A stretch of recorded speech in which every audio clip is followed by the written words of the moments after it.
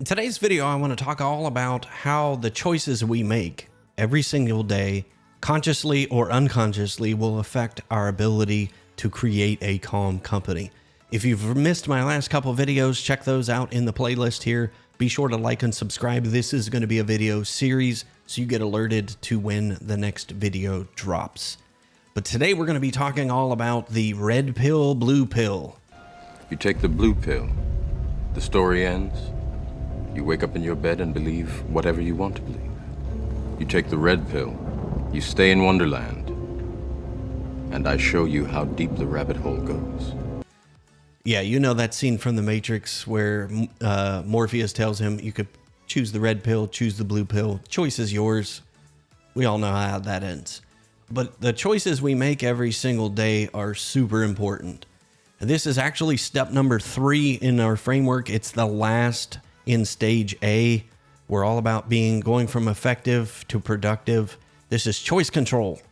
It's going to help you go to feeling like you're spinning your wheels to actually getting traction inside your business. You're going to see how all of these 3 things are interlinked together to give you a strong foundation to build on as you're building a calm company, trying to get from point A of chaos to point B of calm. Why does it matter? Why does it matter that we have choices and we make better choices? A business is a collection of choices. Every single day we have a new chance to make a new choice, a different choice. You have a choice. You always have a choice to change yourself and to change your expectations. You can start by making better choices. My wife always tells me you have way too much cheese on that salad. Choices, we want to make choices that chip away at that chaos. We want to chip away at that chaos so we get one step closer to calm. That's why it's important. And if we think about why everything that we do every single day leads to our success. So I've got a question for you. How many of you multitask? Drop that in the comments for me. I'm going to do this again. This is going to be a quick audience poll. I want to see how many of you are multitask, and do you think you're good at it? That's my question for you. But today I want to talk about multitasking and maybe some of the dangers that multitasking puts up in front of us every single day. Multitasking is a subconscious choice that many of us make every single day. We think we can multitask because it's normal. It's actually on job descriptions. Your ability to multitask is on your applications and on resumes. I'm good at multitasking. So we think we're good at it. Think about it. We text while we walk. We check Facebook while we're driving. We email and surf the web in meetings. We check our phones while studying. We check our phones while we're in the bathroom. But are we learning to work more efficiently? That's the biggest question that I want to answer for you today. And we think about better decisions and how those are made. Does multitasking actually work? Does it actually work and help us get more done? Science says no. We may believe that we're capable of doing so, but there are real cognitive and opportunity costs associated with alt-tabbing. Yeah, you know what I'm talking about. Switching tabs all day long, alt-tabbing between tasks. We think we're great at it. But let's look at science. I hated science in school, but let's look at the science of it. I'm going to talk about 12 corrosive effects of multitasking. No, this isn't my line of work. This isn't something that I came up with. I'm going to share with you the book that I got this from. I read this book in 2019. I believe it came out. So I read it before the pandemic. So I'm going to put that in there. So this book is called Life Scale: How to Live a More Creative, Productive, and Happy Life. To break free from distractions, unlock new possibilities, by Brian Solis. So I definitely recommend grabbing this book because we're going to talk about, I thought I was good at multitasking until I read this, what the science actually says about multitasking. So let's take a look at that. I'm going to go through these quick. Grab the book. You can go into more detail. But reports show that working on 2 or more projects simultaneously actually takes longer. Experts estimate, when they do the research, when they do the science, people way smarter than me estimate a 40% loss in productivity. And this is the one that got me. It takes 23 minutes and 15 seconds to get back to a task once you've switched on it. Think about that. 23 minutes and 15 seconds every single time you switch from one task back to the one that you were working on. Is that making you more productive? We're actually creating less, and the quality of our work, for most people, it's a pile of dog crap. So it actually, science says no. And this is why. You're prone to mistakes when you're trying to do that. There's been random errors that you make. Think about, I used to be very detail oriented, and I find myself these days, distracted at times where I make mistakes. It's because we're overwhelming the frontal cortex and not giving ourselves enough depth and space for critical thinking. Have you ever tried to read a book and you can't get more than 5 minutes into the book without squirreling on something else? Maybe we've got a problem. Does it stress you out? I did this exercise. I don't have it with me. Jan Keck, thank you. I'll link to the video up here where you put your phone in a little sleeping bag. I did this with a group of entrepreneurs, about 70 entrepreneurs a month or so ago, where I had them put it in this just little bubble wrapped envelope, seal it up, put it out of the way. So if you had your phone, didn't have your phone with you today, would it freak you out? So just think about that. Having multitasking and trying to do alt-tabbing between tasks all day long and all this other stuff, our brain is constantly in high alert. And I've talked about this in a couple other previous videos. But true creativity can't function. It can't function, we're actually stressed in our heart rate. And when we're stressed, our body produces cortisol. For me, it affects my joints. Yeah, because I'm an old curmudgeon.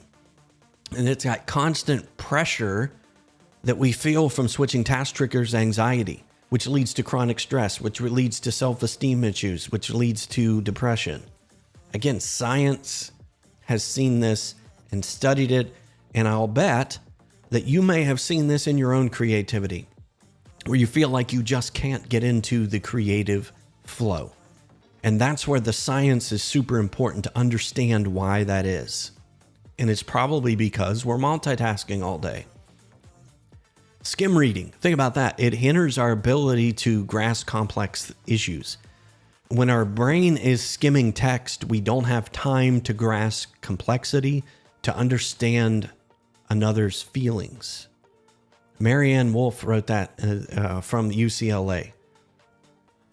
It doesn't allow us to understand people's feelings. Have you seen a decrease in empathy in others? Have you seen a decrease in empathy in yourself? Again, multitasking could be the problem. We're actually impairing our ability to internalize knowledge, to comprehend things, to grasp complexity, analogical reasoning, and empathy. That's right in the book. Multitasking prevents people from getting a deeper understanding of information. So think about it. It's making us dumber. Have you ever lost your train of thought in the middle of a word or a story? It's not because you're getting old, which I am. Maybe multitasking could be to blame. How many of you have ever gone into a room and forgot why you're there? Yeah, I know that it happens, but we're making it worse.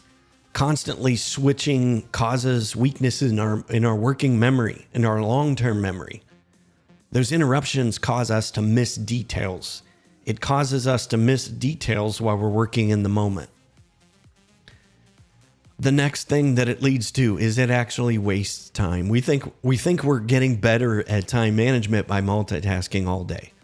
But a Stanford study showed that people who multitask do not pay attention, memorize, or manage tasks as well as those who focus on one thing at a time. So they're recommending single tasking. Imagine that. Think about it. I work in tech, or a laptop, your computer, your tablet. It uses RAM, or random access memory, to give you the rapid working ability to open tabs and windows. Human multitasking uses working memory. Notice this point from the University of Illinois study that I found in the book. It found that jumping between activities exhausts the finite memory and leaves little or no energy for creativity. You're totally spent. Think about it. You're not in the moment. You're thinking about another task while you're working on the one in front of you. So it actually kills our ability to be productive and creative. Not only does multitasking slow you down, it lowers your IQ, according to a University of London research. Multitasking lowers your IQ. It's similar to the effects of staying up all night or smoking weed.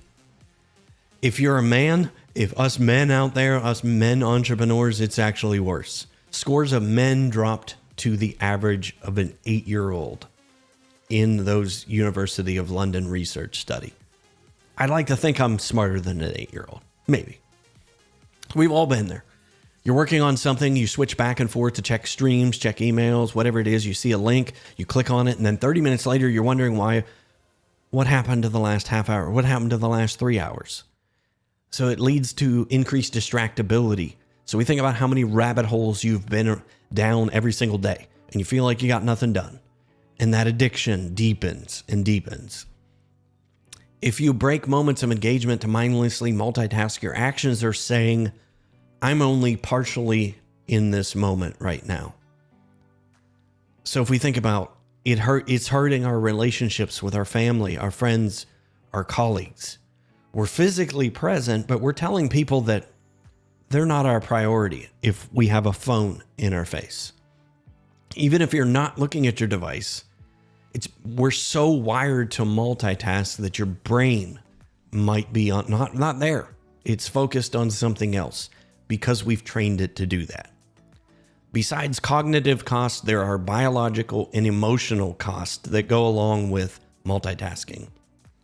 Again, going back to science, we're expending exorbitant energy, exhausting oxygenated glucose in your brain.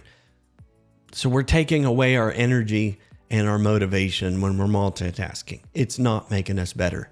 We're actually running the fuel out of the tank. We're running the fuel out of the tank that we need to focus. The more we multitask, the more it becomes second nature. It's almost like breathing these days. You don't know about the dangers, which is why people use their phones while driving. And think about when you stop at a traffic light, you pull out your phone, which is we're so used to it.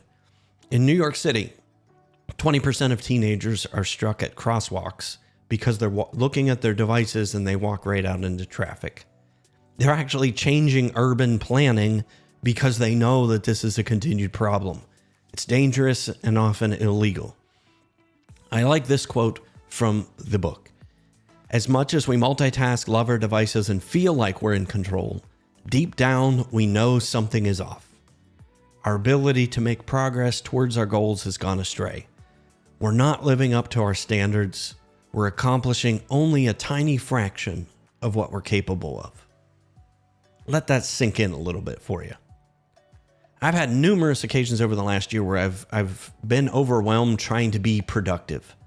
So I have a free course on my website. Feel free to take that. I'm going to link that in the description is below. But it's all about how, some of these steps that are condensed in rewiring my brain. And sometimes that is part of the unlearning process. We have to unlearn multitasking. We have to unlearn the fact that machines can work 24/7. We can't. So there's nothing meaningful about packing more into the same amount of time and working yourself into the ground. We found that there's a big difference between being an effective versus productive. And we're going to talk about that in the next couple videos. Most productivity gurus out there actually tell you to do more. I'm going to teach you actually can do more by doing less. And notice this other quote that I'm going to leave you with in this video. When people focus on productivity, they end up focusing on being busy. Being productive is about filling your schedule to the brim, getting as much done. Being effective is about finding more of your time unoccupied and open for other things besides work. Definitely recommend you grab this list. So I want to talk about now some of the things. I know this video is going a little bit long, but I wanted really to take the time on just to see what we're doing with the choices that we make every single day. So I'm going to share a few tips that have helped me prevent that alt tabbing, to prevent that switching back and forth all day long without, trying to get everything into a place where my mind isn't focusing on that while I'm doing something else. So I'm going to share some tips with you right now. The first one is having a ubiquitous capture. I know that's a big word. I'm just a simple country boy. Ubiquitous capture. I had too many places where I keep ideas, to-dos, all of that stuff. Some of it's in Outlook. Some of it was in Trello. I tried Notion for a while. But having one place to capture, and that could be paper. This isn't about a tool. It's about the habit. Have one place where you get that stuff out of your brain and you stop thinking about it. So you don't have to work on the task. You just have to, okay, I'm thinking about it. Just get it into a place, get it out of your brain because it's taking up space, taking up energy. Letting stuff pile up is procrastinating on decision. Procrastination for me, that builds stress. Again, I think I'm kicking it down the road, but it actually is it makes it more stressful for me. Inbox as a to-do list. I talk about that, not having your email be your inbox. But when I'm processing my inbox, I'm going to give you 5 quick tips. If it takes less than 2 minutes, I actually do the task. If I don't have to do it at all, I trash it. Then I delegate it, I delete it, I file it, put it on a to-do list. For me, I love the feature snooze. I can hit snooze and have it resurface whenever I need to work on that. The next quick tip on choices. Having 3 big items. For me, having 1 to 3 most important tasks on my calendar for the day or for the week, and having them on my calendar. I talked about that before in a calendar video. Shut off email, phone, internet maybe, unnecessary browser tabs, clutter on your desk, set a timer, sit and do one task at a time. Again, I'm going to challenge you to do this. Don't try to multitask. We got to retrain our brain. Devices and multitasking, those are the kryptonite if you're an underdog entrepreneur. You never get into states of flow, and you're never going to get to running a calm business without breaking the addiction to multitasking. Hopefully you see the great power of not multitasking just from this video alone. So I want to know, what was your one takeaway from this video? Drop that in the comments for me, because again, this is going to be part of a series. But I want to know what your thoughts are. So in the next video, we're going to be leveling up. We're going to be going to phase 2 in our Building Calm framework. And that's going to be about extracting all those processes and systems that might be floating around in your head. I promise it's not going to hurt as much as extracting a tooth. I promise. It's going to be fun. I'll see you in the next one.